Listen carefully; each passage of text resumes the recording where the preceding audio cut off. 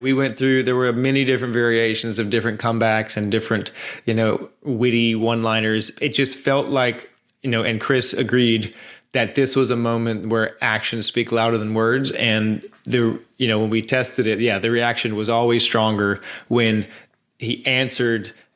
Tyler's answer was a bullet. Now, for my final few questions, they do dive into spoiler territory, so I'll save them for after release. Good. No spoilers. We gotta wait and see the movie. No, absolutely. Yeah. Can Tyler Rake die? This man seems invincible. He almost dies in the first one, and then even in the prison break, he gets stabbed, and yet he still keeps going throughout the movie. I mean, is there anything that can take Tyler down? Well, we'll have to have another movie or two or three and see.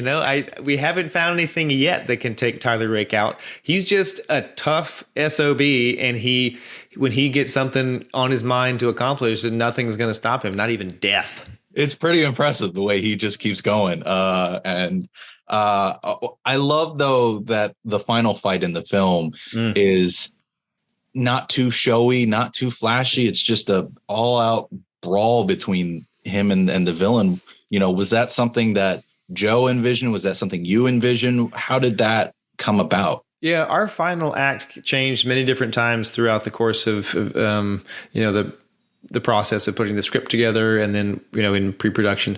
But then once we landed on the symbolism of them battling it out in a church, that would for both characters actually was very symbolic. Tyler Rake is on a redemption story, and then our villain, who's the hero of his own story, is on this revenge mission, but has a kind of cult-like following of these men who he leads with such vigor. So ending up there was very fitting, and we wanted it to be, or I did definitely, raw, and it's two men who are at the end of their rope. Like, Tyler's been wounded severely. The villain has been through a lot, and then we wanted to. That's why bringing Nick into that scene, and with the the shootout, is like he gets shot. He's wounded during that fight as well. So they're both fighting through serious wounds, and neither one is going to give up. And the villain actually says that, where they're both laying there, on the ground. It's like, I will not stop. And that's the sense we wanted to get, is that neither one of these men was going to stop until, one of them just either made a mistake or got the upper hand. And that happened to be, because it's his movie, Tyler Rake. I loved that little moment. That was a really great touch of, he just doesn't even say anything, just bam. Which I'm actually curious, was there any iteration, since you mentioned it went through various changes, where Tyler does have some kind of last line to him, or was it always just a silent? For sure. Yeah, we went through, there were many different variations of different comebacks and different, witty one-liners. It just felt like, and Chris agreed that this was a moment where actions speak louder than words. And when we tested it, the reaction was always stronger when he answered. Tyler's answer was a bullet. It wasn't a word. It was just like, he just finishes it. And so, we always thought that was very a fitting end in a way, because Tyler's a man of few words, right? So just to let his actions speak, we thought that was fitting. I couldn't agree more. It was a nice little touch. One thing that really surprised me about the film was Idris Elba showing up, which obviously him and Chris have the past in Marvel, and but you guys have kept that under wraps throughout this whole thing. How did that casting come about? I mean, was that purposeful for setting up more, or was that something where because of Chris's history with him, it was just kind of a luck of the draw? It was a little bit of all of the above, meaning we knew that Joe had always wanted to expand the Extraction universe and to populate it with super talented actors who could carry their own movies in this universe and start their own franchises.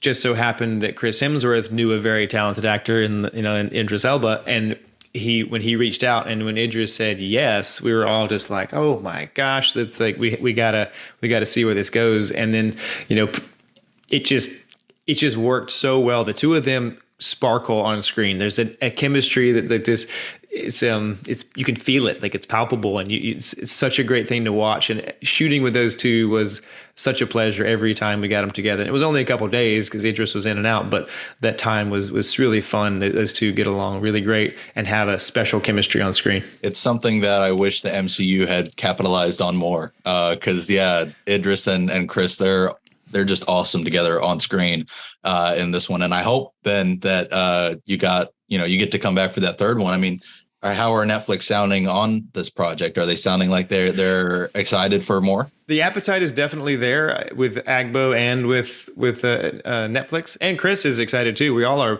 I think it's one of those things where we just have to wait and see how it's received by audiences, because if the reason you make more of these movies is because the fans respond positively and they want more. You don't want to force feed them stuff that they don't want. So hopefully people enjoy it as you did, and when the fans will tell us whether a third movie is coming or not. Well, I hope the fans are ready for more then, because I know I am.